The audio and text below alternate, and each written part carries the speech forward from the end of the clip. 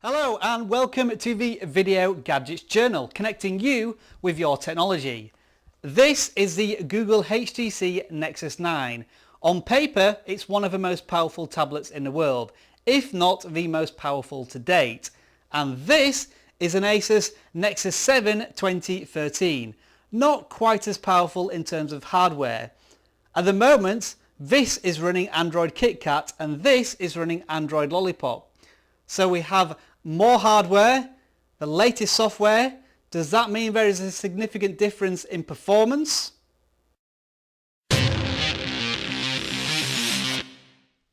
This is going to be a very general test of the two tablets then. Nothing very scientific or specific. I'm just going to use the tablets both as if I would be usually using them. Now just a couple of things to note. As you can see on the Nexus 7, there's plenty of notifications at the top here. That's because I haven't used the tablet in about 2 weeks since I got the Nexus 9. So in terms of performance, I'm not sure how well it's going to be running.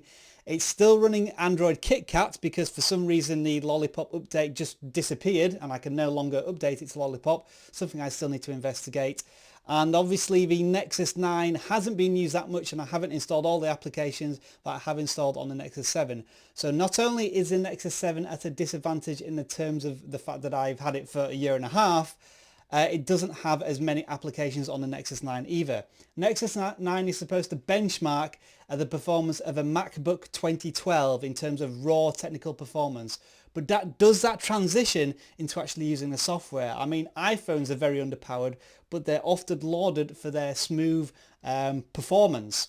One other thing I must note, we're in total black here. I'd have no lighting on other than the two tablets because when I turn on my studio lights, you can't really see the screens that well, so I'm sticking to just the screens.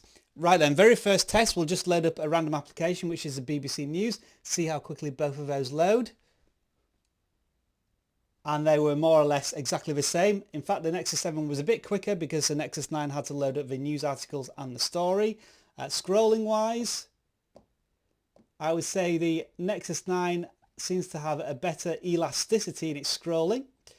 But the Nexus 7 obviously has a completely different look to it, being that it is in portrait mode and it has the text as is. If I just turn the Nexus 9 to portrait mode and we can have a comparison between the two texts, you can see what the reading capacity of both of them is. I think I just need to make the text a little bit bigger on the Nexus 9.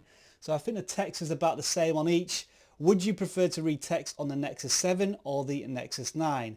Me personally would be the Nexus 7 because the lines are shorter in terms of words, so it's much easier to skim the words and read them. But that might be personal preference. Okay, we'll press the home buttons. And the Nexus 7 was quicker, but the Nexus 9 had a bit of a transition. Okay, let's try another application, which is the Guardian News application. This is a bit more complicated than the BBC one, and it'll probably take a while to load up the news articles. Nexus 9 fractionally quicker there. We'll do the same news article. Nexus 7 probably beat it there. So what we're seeing pretty quickly is in terms of performance, there's a negligible difference or no difference, or arguably the Nexus 7 is a little bit faster. In any case, this boast about technical performance is irrelevant once you're actually using a device for what you would use it for day to day. Let's try emails and see if that makes any difference. We'll go to the Gmail application. And again, pretty much identical speed there on both of them. Remember, the Nexus 9 has not been used for a long time. It has been up and running. We'll just swipe through some mail now. Instantaneous, again, no difference in performance. Let's try Facebook now. If we load those two applications at the same time. Facebook loaded immediately, possibly because it's been used recently. So those are the stories. Now we're going to try and flick through the two pages, see if it loads up pictures and news articles and status updates quickly.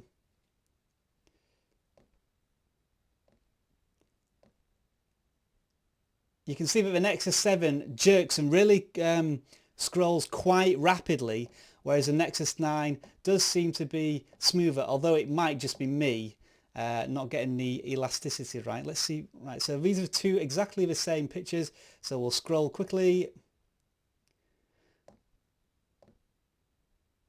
Again, what's your opinion, really? We'll jump to two videos which are more or less kicked off at exactly the same time. Doesn't seem to be much difference to me. Right, just before we do a bit of a game test, I'm just going to show you the optimum brightness or the full brightness of both screens. Auto brightness is turned off and both tablets are currently on their full brightness. So if I just bring up the brightness setting for both tablets and try and adjust them at the same time, this is what they look like when they're both completely at low brightness. And you would probably argue that the Nexus 9 still is a little brighter than the Nexus 7, whether that's something you want on the lowest brightness. Who's to say? You obviously. And when we put the brightness back up to the full, they look like this. And you would probably argue that the Nexus 9 shades it a little bit. Okay, we're going to load up both games now. Turbo Racing 3D, I have no idea if this is graphically taxing for either tablets, but I was trying to download other games which were a gigabyte in size and it was just going to take forever. And this one is supposed to be a very quick test. So let's just open both games up and we'll try them both and see which is the quicker one in terms of loading up and if it looks any better on either one. I'm going to have to obviously play them after each other because it's a landscape game that needs playing, but the speed-wise and performance, it looks as if they're both loaded up at exactly the same time. So we'll give the Nexus 9 a go first, and I had a quick go on this to see how it plays. I think I've got the general idea.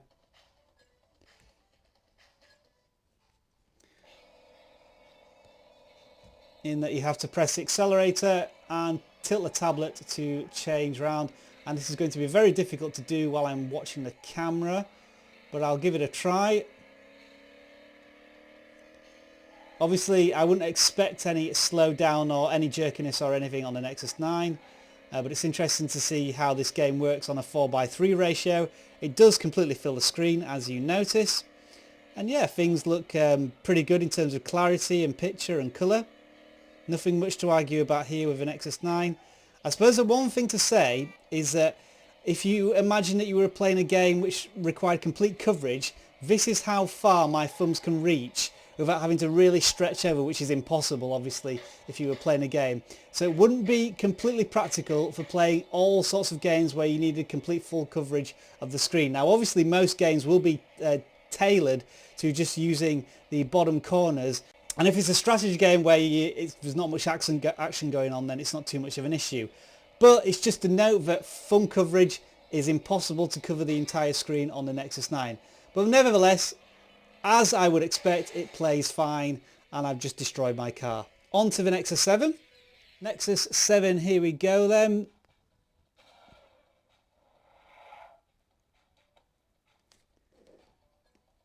Thumb coverage, by the way, as you can see, you more or less can cover the entire screen with an Nexus 7 in your hands. I would say that's probably better for playing games, but